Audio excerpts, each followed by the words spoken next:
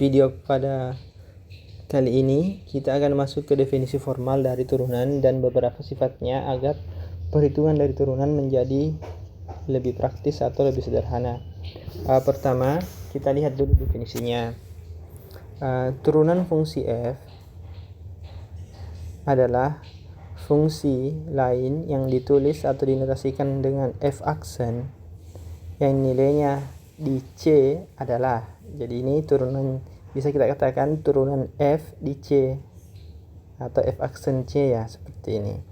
Itu sama dengan limit h menuju 0 dari fungsi fc tambah h dikurangi fc per h, seperti itu.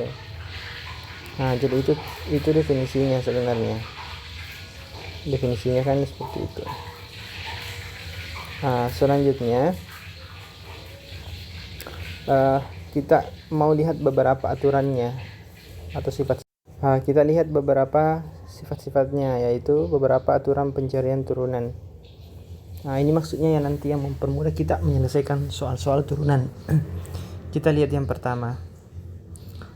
Yang pertama di sini kita diberikan fungsi fx sama dengan k. K-nya itu suatu bilangan real atau dia adalah fungsi konstan. Katanya nanti turunannya itu kalau dia fungsi konstan itu turunannya adalah 0. Langsung itu rumusnya. Atau kalian ditulis seperti ini, dk sama dengan 0. Contohnya bisa kita lihat di bawah sini. Contohnya, turunan dari fx sama dengan 2016 itu adalah 0. Kan dia fungsi konstan, turunannya 0. Fungsi konstan sendiri kalau kalian mau lihat secara gambar, ini sebenarnya tidak terlalu ini, tapi bisa kalau kalian mau lihat, katakanlah seperti ini.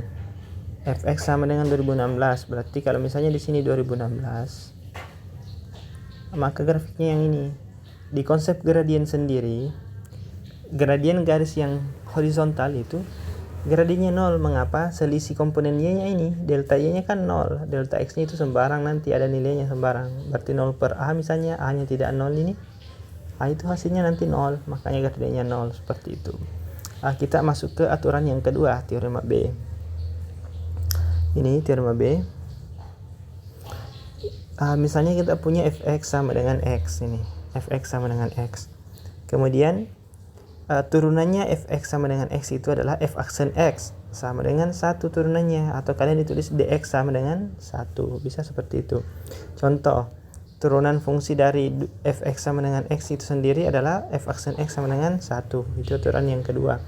Yang ketiga ini sebenarnya memuat aturan kedua. Misalnya kita punya fx sama dengan s pangkat n. S pangkat n, n-nya ini sembarang bilangan positif. Nanti juga negatif berlaku juga sebenarnya, seperti itu. Meskipun n-nya negatif juga berlaku seperti itu. Jadi selain ini dapat nanti n-nya negatif berlaku juga, n yang 0 ya bisa juga sih yang 0 ya. F aksen x sama dengan n kali x pangkat n kurang 1. Jadi pangkatnya kita kurangi 1, kemudian n-nya tadi kita buat jadi pengali. Itu sifatnya. Jadi didapatkan dxn sama dengan ini. Cuma penulisan saja. Contoh, ini fx sama dengan x pangkat 10, f aksen x sama dengan 10, x pangkat 9. Nanti juga ke depannya, jika ditemukan soal yang begini, fx sama dengan misalnya x pangkat minus 3, itu juga berlaku. Ini didapat nanti f aksen x-nya sama dengan min 3, x pangkat min 3 kurang 1, atau x pangkat minus 4. Demikian halnya kalau bentuknya ini bilangan pecahan juga berlaku, kan ada di sini bilangan positif, berarti pecahan juga masuk. Misalnya pecahannya negatif, min 1/2. Ini juga berlaku rumus itu, maka tetap berlaku ini f aksen x-nya sama dengan min 1/2 x pangkat min 1/2 kurang 1. Ini tetap berlaku semua. Seperti itu nanti kedepannya kita pelajari. Lanjut. Ini teorema yang keempat. Aturan kelipatan konstanta, artinya fungsinya dikali dengan suatu konstanta. Dalam hal ini bilangan real k. Misalnya kita punya suatu k bilangan real konstanta dan f adalah fungsi yang terdiferensial atau fungsi yang punya turunan.